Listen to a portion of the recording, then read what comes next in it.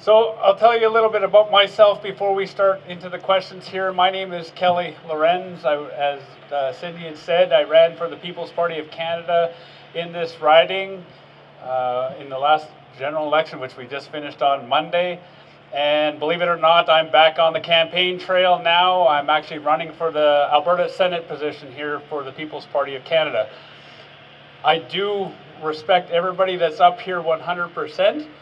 Because it takes a lot of courage to get up and speak in front of crowds. It doesn't matter if it's 1 or 2 people or 5,000 people. It's still just as nerve-wracking to get up and speak what you believe in front of groups of people. So I'd like you to give them all a round of applause for their introductions.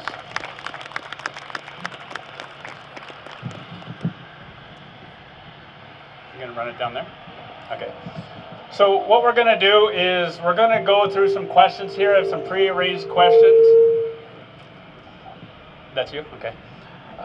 What we'll do, what I'll ask the candidates to do is to watch right there. She's holding her hand up. Okay, she's going to time you. We're going to 60 seconds to answer the question, at which point we will shut the mic off if you don't finish your response. So try to be as concise as you possibly can. Cindy, did we want to start from left to right, or does it matter? Yeah. Okay, so we're gonna. What's that? Okay, yeah. What should be of note, just for everybody, so the candidates that are not attending for this forum right now, Rhonda Hunter, who's the incumbent, has declined to attend. Bill Windsor, another incumbent who has declined to attend.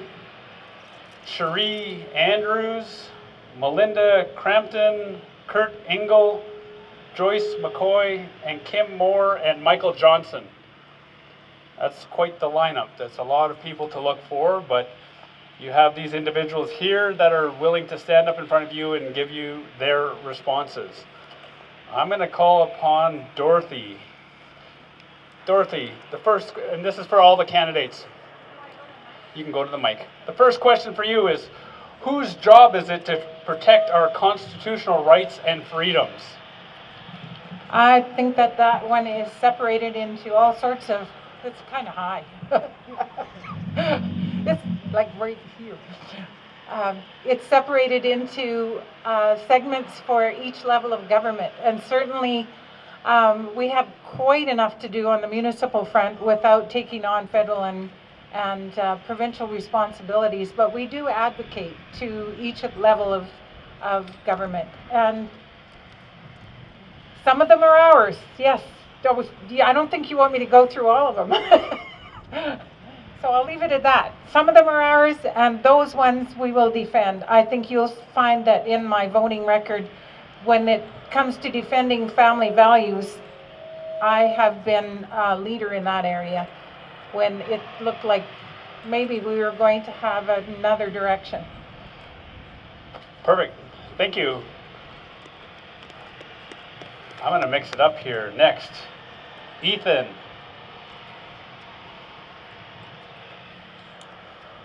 Oh, now this is going to be so awkward now. I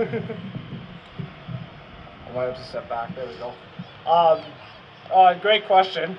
So I think it goes back to every level of government to protect our constitutional rights and freedoms. Everybody has the right to either take the vaccine or not. It should not be forced at all. Everybody has the right to go into any business that they want. Everybody has the right to speak their mind. And that is defended in our Constitution, and is also defended in our Bill of Rights as well, and provincially and federally. And I think it goes down to all levels of government to protect the Constitution. Thank you. Next up, Dallas.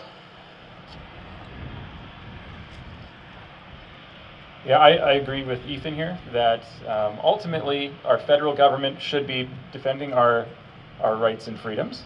However, a charter is a binding agreement between all of us, and that means that we all need to be working towards it. It's not just a government thing, that's an individual citizen thing. We all have a responsibility to be holding this nation together, and defending our charter rights and freedoms.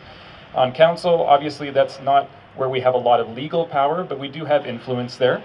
and we do have the ability to advocate and put pressure on provincial and federal governments that say, look, this isn't what you're supposed to be doing, and we don't appreciate it if they're overstepping those bounds.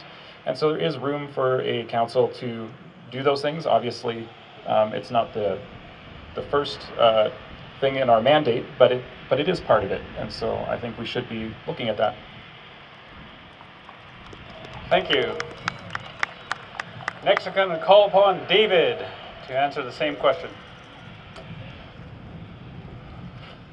When it comes to our constitutional rights, it's up to each citizen to defend them.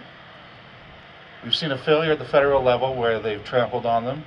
We've seen a provincial government that has followed suit and is in agreement. A judiciary that has become activist, they're not standing up for us. It used to be that the Constitution was there for the hard times, not the good times. When times are good and there's no problems, it doesn't really apply. It's when the hard times happen, like what are happening now, that's where the Constitution is there to defend us.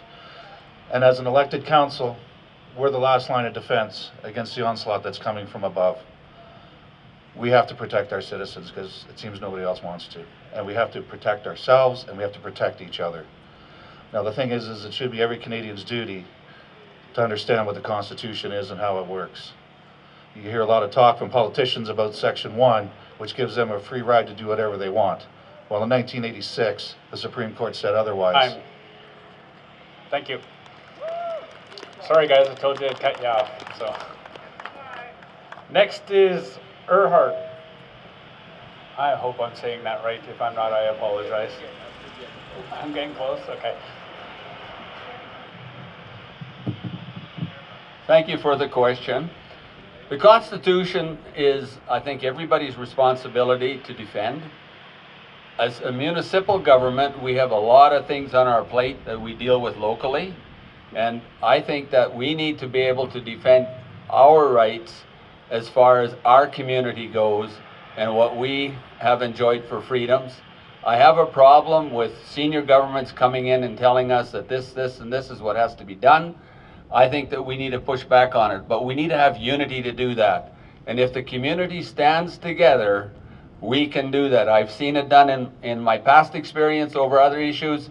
It can be done on this issue too. And I really think the big thing is we need to stand unified as a community to move ahead. Thank you.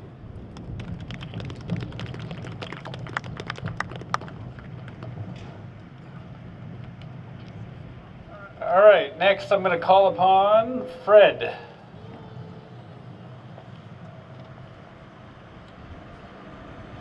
That's a good question, and all the answers I subscribe to. And the question, of course, is how do you put that together? And some of us listened to a constitutional lawyer a while ago speaking about the tendency of the government at various levels to drift away from both the Constitution and the law, which are tied together. And the way they do that is by nurturing emotional paradigms, by elevating emergencies. And that affects all of us.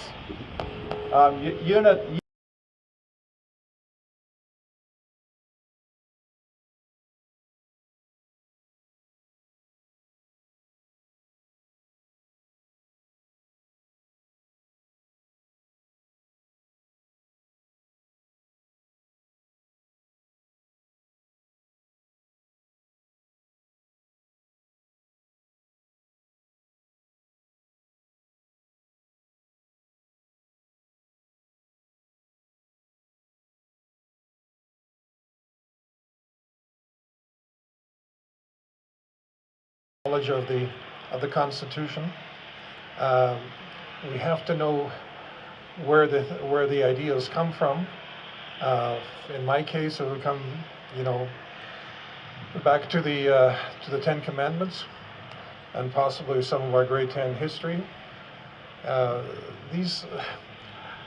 problem is with the Constitution and the government and our senior leadership is they get, like the rest of us, get a bit lazy, and they don't even know what they're talking about. And as a municipal government, it's our job to say, listen, guys, you're not dealing with a bunch of hicks here. We know what we're talking about, and this is what we need, and this is what works for us. Thank you.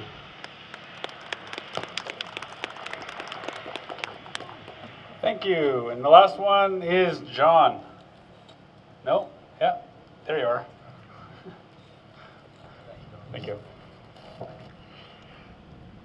Well, Constitution. That is something that I look at very simply. I was born free, and that's the way I'm going to stay.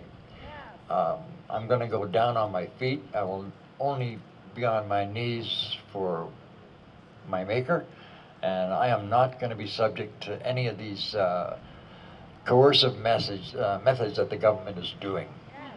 I think what you have before you is a really well-informed, these are the kind of people I want to work with. And I hope you'll take it seriously with these folks, because what they've said about the Constitution really rings home. It's just something that we shouldn't even have to lean on it. It should be common sense and just in your inner core that you behave properly to each other and to the country. This coercive way they're doing it is just not acceptable. Thank you. Time. Thank you. I chose that question because I think it's important that the people in the communities hear what those that are elected by you respond, how they respond. It's important. Grassroots is important. The people of Alberta are important, and that's why I chose that question first, for you to be able to hear that kind of response. The next question